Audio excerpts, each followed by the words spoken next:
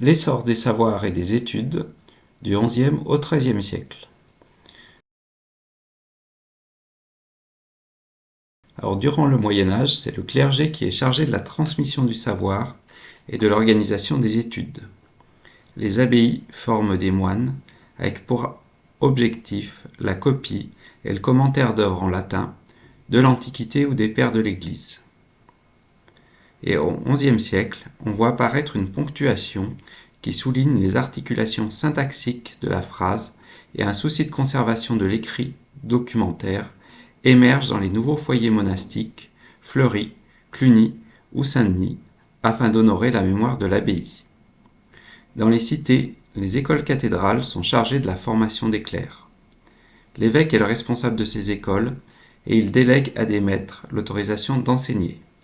On appelle licentia docendi, la licence, cette autorisation qui devient gratuite à partir du pape Alexandre III en 1170.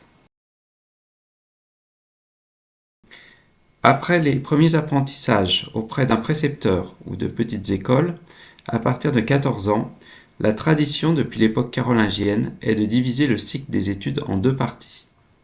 Le trivium, ou art de la parole, avec la grammaire, la rhétorique et la dialectique, et le quadrivium, avec l'arithmétique, la géométrie, l'astronomie et la musique.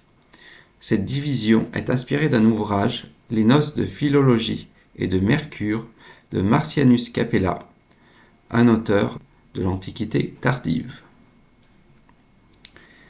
À partir de 1050, les écoles monastiques déclinent, au profit des écoles urbaines, autour d'un maître renommé et de ses disciples.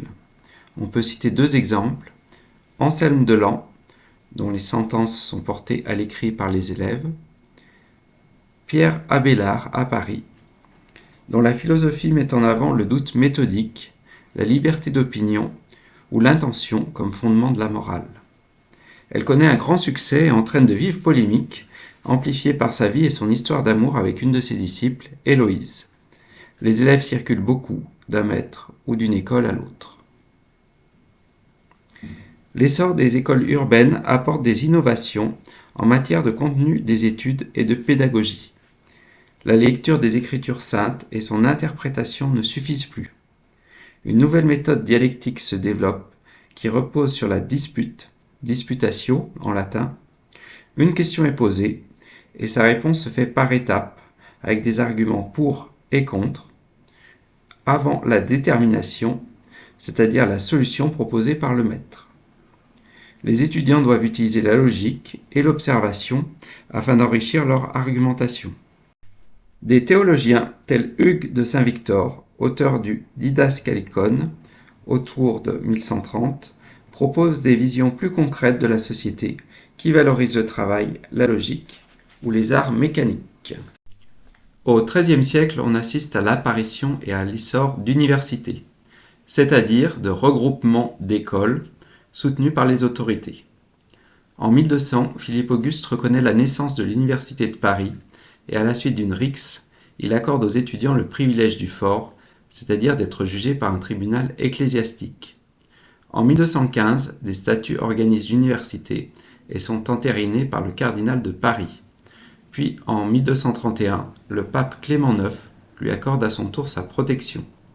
L'université se structure, les cours sont toujours donnés par les maîtres à leur domicile, mais ils sont désormais encadrés par un doyen. À côté de l'université de Paris, spécialisée dans la théologie, d'autres universités apparaissent.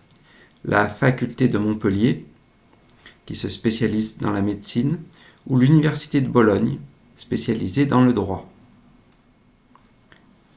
La maîtrise de compétences intellectuelles ouvre désormais des possibilités d'ascension sociale aux étudiants. Avec le développement de chartes, d'actes administratifs, le métier de notaire se développe.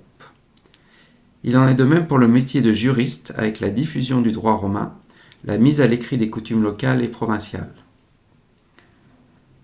L'essor des livres s'accompagne de leur diversification. On voit l'apparition de formats plus pratiques, plus réduits, de in octavo pour les livres de piété, mais aussi de grandes encyclopédies telle la Somme théologique de saint Thomas d'Aquin, qui connaît un grand succès. Une nouvelle profession apparaît, qui a l'exclusivité du commerce des livres, les libraires jurés. Les savoirs techniques, les arts appliqués se développent également. Les chantiers de cathédrales, par exemple, impliquent une main-d'œuvre importante et des corporations encadrent ces métiers sous la direction d'artisans dotés de savoirs recherchés qui dirigent des apprentis et qui sont appelés maîtres, comme à l'université. On voit ainsi l'apparition de spécialistes dotés de compétences techniques. Outre l'architecte, on peut citer l'ingénieur chargé d'améliorer la protection des forts, de bâtir des donjons, ou le géomètre avec la création de bastides, c'est-à-dire de villages neufs en Gascogne et en Normandie, ou de villes neuves telles Aigues-Mortes, créées par Louis IX avant son départ en croisade.